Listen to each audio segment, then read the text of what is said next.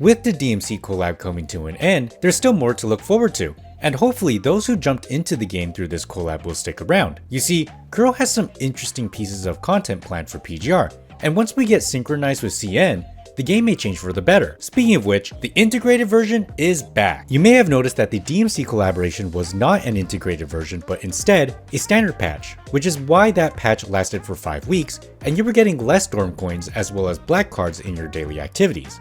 Now, I do have a lot to say about this topic, but I'll save it for when the synchronization plan is over. Anyway, we are starting the post-DMC collaboration era with a 2x integrated version, meaning that this patch will last for 6 weeks and your rewards from dailies, weeklies, and some other activities will be doubled. So try to hold off on doing or collecting your weeklies until the patch comes around so you can take advantage of the double rewards. Anyway, with that as a foundation, let's talk about the goodies I recommend that you snag in this version. So this integrated version features an A-rank patch debuting the new A-rank character Discord, who is a physical attacker with the Ultima / affix. This means that you can obtain her shards for free through the simulation shop, and the Serum Consumption event where you can get enough shards to get her to SSS+. So make sure you get in on it because Discord is honestly really peak. Though I will say, Rip Yuka Satome, these movesets could have been used for her, but don't let that take away from how amazing Discord's design is. Also, alongside the debut of Discord, she has a new skin which just so happens to be free. It appears you will be able to obtain the skin from an event that pops up later in the patch.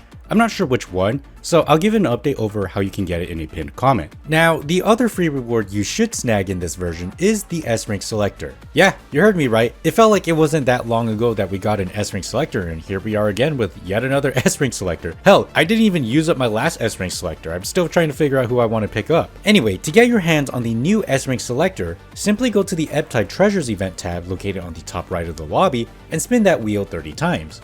In order to spin the wheel, you will need the event ticket, which you can get by completing missions from the mission tab in the event. These missions are pretty simple. It's basically log in, complete your dailies, and use your serum. There are also challenge missions which asks you to complete certain tasks from the events featured in this patch, but it's nothing too crazy. But yeah, just spin the wheel 30 times and boom, you get yourself a free S-Rank Selector that consists of characters released up to True Shukra. Now, the final reward you should get is the free Summer Jetavie skin, which you can get by simply logging into the game for 7 days. And that's pretty much it. It's not a lot compared to the past integrated versions, but let's be real, this is enough. In fact, here's a bit of a special mention. In this version, Watanabe Epitaph's Elite will now be available, giving Epitaph the Dark Flow effect. This means that Watanabe's shards will now be available in the voucher shop, so keep that in mind. Alright, with that out of the way, let's talk about the most important piece of content in this patch. Selena gets her own wedding skin. Yeah, I mean, we got a wedding skin for Lucia, so it's only fair that the original wife gets her own wedding skin. Much like Lucia's wedding skin, this skin is a gacha coding, meaning that you can spend black cards on this banner as an alternative to rainbow cards to obtain this skin. So if you are a Selena fan and want to make your dreams come true, your time has come. Now, before we could start the waifu war, Kuro decided that this war shouldn't be between 2 waifus, but in fact be between 3. That's right, there's the featured S-rank character of this version, engineered to perfection by the Gooners over at Kuro. I present to you, Solon's wife, also known as Bianca Crepe? Wait, how do you say this? Crepuscule. Alright then, looks like we're learning a new word every day. Hey Kuro, lock in with me here. What is going on with these words? Did someone on the dev team roll up with a thesaurus? Crepuscule apparently means twilight, so why not just call Bianca's new frame Twilight? It actually sounds cooler, Bianca Twilight. You know what? Whatever. From now on, I'm going to call her new frame Crepe, because I'm quite hungry right now. Anyway, the new S-rank Bianca frame is a dark attacker with the Radiance effect. As you might suspect, this frame is now the best dark attacker for the dark team, replacing our beloved fish, Lamia. Now, this new frame is fascinating in that it plays with the themes of light and dark, hence the rotations dedicated to inflicting dark damage or using the Radiance effect. But hold up, what is the Radiance effect? Well, this is a brand new effect introduced through Bianca. The only problem is that only Bianca can use this effect as of this patch. That said, much like the other effects in the game, this effect can be affected by a base element, which in this case is the lightning element, meaning characters like our favorite lightning take Nanami gets to be in yet another team until a new Radiant support character comes out. Now, for most players, there's no need to worry about the Radiance effect as it will only be prevalent in the deeper parts of the endgame.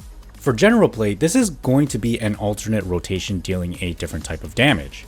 So now comes the question, should you roll for Bianca Crepuscule? If you are following the meta to get that high score in Warzone or need a dark attacker with an insane burst of dark damage, then Bianca is your girl. But let's say you are thinking about skipping her, will you be missing out?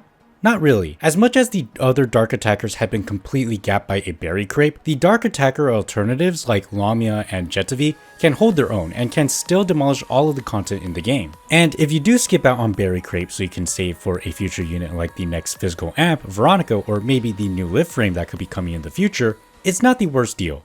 Anyway, that's basically everything you need to know about what's free in this patch, as well as what I think about the new Bianca frame. This may as well be the last integrated version before we're fully synced, so savor this unique era of getting extra rewards per day and week. I do feel like we're in for something big after this whole era is over. But in the meantime, I'm going to find a place that sells crepes.